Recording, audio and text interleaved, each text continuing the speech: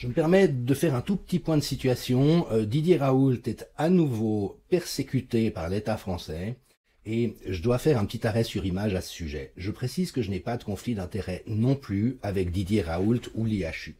Si le professeur Raoult se livrait à de la fraude scientifique, je n'aurais aucun souci à dire que c'est pas bien.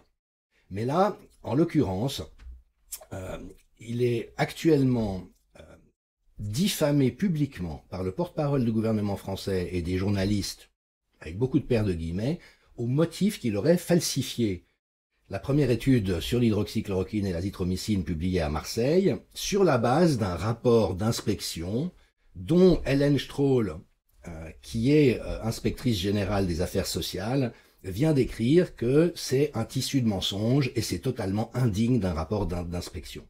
Vraiment, il faut dire la gravité. Quand un État instrumentalise l'administration pour persécuter un scientifique qui a eu le tort de tenir tête à un mensonge d'État, nous sommes dans des procédés staliniens, dans des procédés totalitaires. Je suis navré d'avoir à le dire, mais il n'y a pas autre chose. Sachant de surcroît que j'avais lu attentivement cette étude, que j'avais trouvée tout à fait bien faite, j'avais de surcroît sollicité 2 chercheurs qui avaient travaillé pendant 20 ans et 30 ans pour le compte de l'industrie pharmaceutique et qui les 2 m'ont confirmé que cette étude était tout à fait correspondante aux standards de qualité en la matière.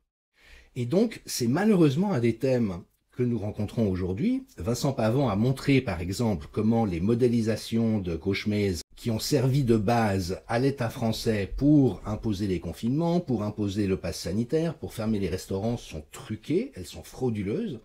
Il y a une plainte pénale qui est déposée pour l'instant contre Cauchemez et Arnaud Fontanet, qui est au Collège de France quand même. Ça dit jusqu'où va la fraude. Et puis des scientifiques intègres qui font du travail de qualité, on les fait passer pour des voyous. C'est d'une gravité extrême.